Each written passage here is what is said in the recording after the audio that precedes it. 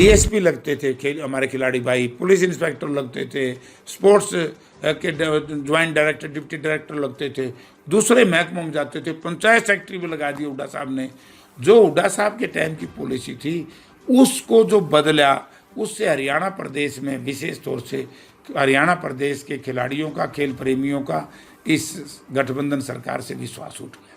पूर्व केंद्रीय जयप्रकाश ने मोदी सरकार के खिलाफ जमकर भड़ास निकाली। जेपी ने हरियाणा के खिलाड़ियों के साथ भारी अन्याय किया जा रहा है। जयप्रकाश ने कहा, खेल मंत्री की जिम्मेवारी थी, गृह मंत्री की जिम्मेवारी थी, पर तुरंत कार्यवाही नहीं की। उन्होंने कहा कि आम पर पॉक्सो एक्ट के तहत गिरफ्तारी होती है, परंतु एक सांसद प्रोटोकॉल पद पर बैठे हैं। इस मामले में आरोपी के खिलाफ तुरंत कार्रवाई होनी चाहिए और उसे गिरफ्तार किया जाना चाहिए था। पूर्व मंत्री जेपी ने कहा, कांग्रेस पार्टी जातिया हुई है। पूर्व मंत्री जेपी ने कहा, कांग्रेस पार्टी जातिया हुई है। कांग्रेस ने खिलाड़ियों का आवाज उठाने का काम किया है। देश के सब संगठन के लोग, पूरा हिंदुस्तान इन खिलाड़ियों के साथ आकर खड़ा हो गया है। पूर्व मंत्री जयप्रकाश ने कहा, कर्नाटक में जनमानस की जीत बीजेपी अहंकार तोड़ा है। इस मामले में बयान दर्ज करके आरोपी को पटना जाना चाहिए। जेपी ने कहा कि दुष्यंत पर निशाना साधते हुए कहा कि जेपी कह रहे हैं हम खिलाड़ियों के साथ तो धरने पर उनके पास जाएं। दुष्यंत चौटाल ने हरियाणा की जनता व किसानों के साथ धोखा किया है। उन्होंने कहा कि जेपी ने कहा है कि कर्नाटक के बाद हरियाणा में कांग्रेस की सरकार बनेगी और भूपेंद्र हुड्डा सीएम बनेंगे। कांग्रेस को भारी बहुमत मिलेगा। जात पात जहर, फैसला बीजेपी तानाशाह प्रवृत्ति के लोग हैं। कांग्रेस ने संगठन विस्तार को लेकर कहा कि संगठन काम सिस्टम से होता है। हरियाणा में जिले प्रभारी कोऑर्डिनेटर बनाए हैं। बिना संगठन के कांग्रेस तेजी से बढ़ रही है, जल्द प्रभारी बनेंगे। जेपी ने कहा कि बीसी सेल, एसएसटी सेल के चेयरमैन बना दिए गए हैं। बीजेपी ड्रामा कर रही है। बताएं जी, जो कर्नाटका की जीत हुई है उसको लेकर क्या कहेंगे? देखिए, कर्नाटका की जीत पूरे देश की जनता के एक आईना के रूप में आई है। विशेष तौर से केंद्र की सरकार के खिलाफ एक रेफरेंडम हुआ है।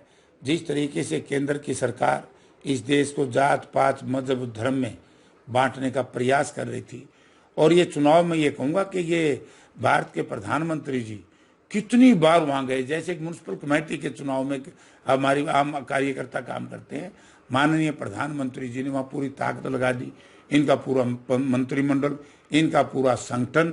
लेकिन वहाँ के जागरूक मतदाताओं ने, क्योंकि अहंकार जो झलकिया है एनडीए गवर्नमेंट में और जो इस तरह का घमंड इनमें था, उसको तोड़ा है और पूरे देश को, जैसे कहते हैं ना गेट वे ऑफ इंडिया, आप बॉम्बे जाओगे तो ये गेट वे ऑफ इंडिया है।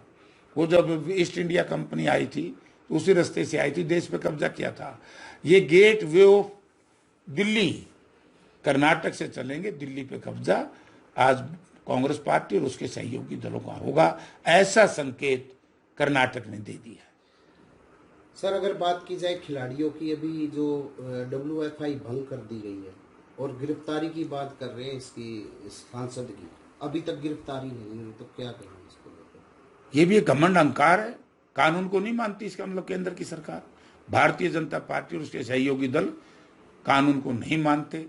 इसलिए आज जिस तरह की हालत भारतीय जनता पार्टी जेजेपी के हरियाणा में देख नहीं रहे, मुख्यमंत्री जी का जनसमाज चल रहा है, हर रोज उसमें कोई न कोई विघ्न आता है, तो उसका यही कारण है, अहंकार का कारण है। इसीलिए लोग नाराज हैं।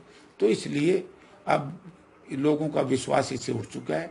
अब प्रजातंत्र है, प्रजातंत्र में जनता ही सबसे बड़ी शक्ति है। खिलाड़ियों ने ठीक कहा कि हम जनता के बीच में जा रहे हैं, सब संगठनों का सपोर्ट कर रहे हैं। समय आएगा, मैं कहता हूं कि प्रजातंत्र में सबसे बड़ी ताकत वोट होती है। वोट की चोट से आप देखना इन अहंकारी राजाओं का, अहंकारी राजा बन गए ये, अहंकारी राजाओं को किस तरीके से लोग उठा के फेंके। किसान संगठनों ने, अन्य संगठनों ने भी, सभी संगठनों ने अब उनका समर्थन करना शुरू कर दिया है, तो पूरा देश अब खिलाड़ियों के समर्थन में आकर करेंगे। खिलाड़ी की कोई जाति नहीं होती, खिलाड़ी का कोई धर्म नहीं होता, खिलाड़ी का कोई क्षेत्र नहीं होता। खिलाड़ी पूरे देश के मान सम्मान के लिए देश का झंडा पूरी दुनिया में ऊंचा उठाते हैं। लेकिन भारतीय जनता पार्टी के साथियों ने जिस तरीके से इसको क्षेत्रवाद, जात पात के साथ जोड़ने का प्रयास किया, पूरे देश की जनता ने उसको इग्नोर कर दिया, उसकी अनदेखी करके सब पार्टी, आज कांग्रेस पार्टी खिलाड़ियों के साथ खड़ी है, आज बसपा खिलाड़ियों के साथ खड़ी है, सपा खिलाड़ियों के साथ खड़ी है। स्टालिन दक्षिण से लेकर के उत्तर तक, पूर्व से लेकर के पश्चिम तक भारतवर्ष का हर नागरिक खिलाड़ियों के साथ खड़ा है और इस आक्रोश का सामना केंद्र में बैठी सरकार अब कर नहीं पाएगी। जैसे हरियाणा के जो खिलाड़ियों के साथ ये हुआ है, तो क्या लगता है कोई माँ बाप अपने बच्चों को, लड़कियों को खेल में भाग लेने देगा ऐसे? वैसे तो आदरणीय चौधरी भूपेंद्र सिंह हुड्डा 2014 में जब अलग हुए सरकार से और भारतीय जनता पार्टी की सरकार बनी और जो पॉलिसी चेंज की थी खेल नीति, उसी दिन सत्यानाश हो गया था खेल का। डीएसपी लगते थे खेल हमारे खिलाड़ी भाई, पुलिस इंस्पेक्टर लगते थे, स्पोर्ट्स के ज्वाइंट डायरेक्टर, डिप्टी डायरेक्टर लगते थे, दूसरे महकमों में जाते थे, पंचायत सेक्रेटरी भी लगा दिए हुड्डा साहब ने। जो हुड्डा साहब के टाइम की पॉलिसी थी उसको जो बदला, उससे हरियाणा प्रदेश में विशेष तौर से हरियाणा प्रदेश के खिलाड़ियों का, खेल प्रेमियों का इस गठबंधन सरकार से विश्वास उठ गया। मंत्री जन संवाद कर रहे हैं, विरोध बढ़ता जा रहा है और एक जैसे सिरसा में एक महिला ने गुस्सा इतना जताया कि अपना दुपट्टा ही वहां गुस्से में रख दिया, तो इस घटना को कैसे देखते हैं? देखिए, मैं मेरे मित्र, एक तो मैं कहना चाहूंगा वो दुखिया थी, पीड़ित थी, उसमें गुस्सा नहीं था, उसका दर्द झलक रहा था। और उसने हमारी जो असली संस्कृति है हिंदुस्तान की, हरियाणा में हम छोटे थे, हम सुनते थे कि भी अगर किसी समाज में, परिवार में लड़ाई हो जाए लटों की, तो उसमें औरत अगर दुपट्टा अपना डाल दे, चुनरी अपनी डाल दे, लत्ता अपना डाल दे, तो जो मर्द इंसान होते थे वो उसमें पार नहीं करते थे, चाहे कितनी भयंकर लड़ाई हो। तो जब औरत ने अपना दुपट्टा ही डाल दिया और जिस तरीके से वहां की पुलिस ने एक कायराना हरकत उस औरत के साथ की, उसको उठा के ले गए। मैं मुख्यमंत्री जी का जो आचरण था वो अच्छा नहीं था, यानी कि अहंकारी था।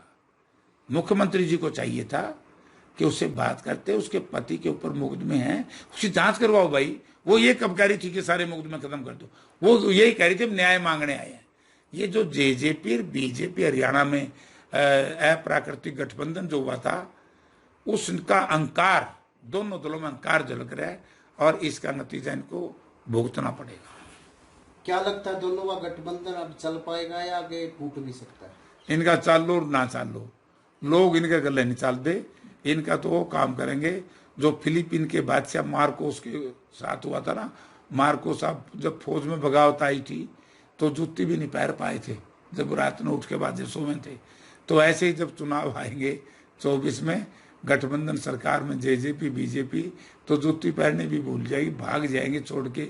लोगों में बहुत आक्रोश है। हमारे नौजवान साथी जब यहाँ स्टेट में रोजगार नहीं मिला, डोंकी का सहारा लेकर के बाहर जा रहे हैं विदेशों में। वो लाचार है, कहीं कत्ल होते उनको मारा जा रहा है, 8-8 महीने बेचारे जंगलों में पड़े हैं। उसके लिए कौन दोषी है? उसके लिए ये गठबंधन सरकार दोषी है। बच्चों को 9 साल में और रोजगार नहीं दे सकी, रोजगार ढूंढने के कहाँ जा रहे हैं? हमारे कर्मचारी, हमारी वो आंगनबाड़ी और आशा वर्कर्स, माँ पोगी ठुठुरते हो, आपको याद होगा गोद में बच्चे थे, पानी से भिगो करके जालिम सरकार ने किस तरीके से उनको परेशान किया। किसान 1.25 साल बैठे रहे धरने पर, व्यापारी बड़े परेशान हैं। तो सारा दर्द जो है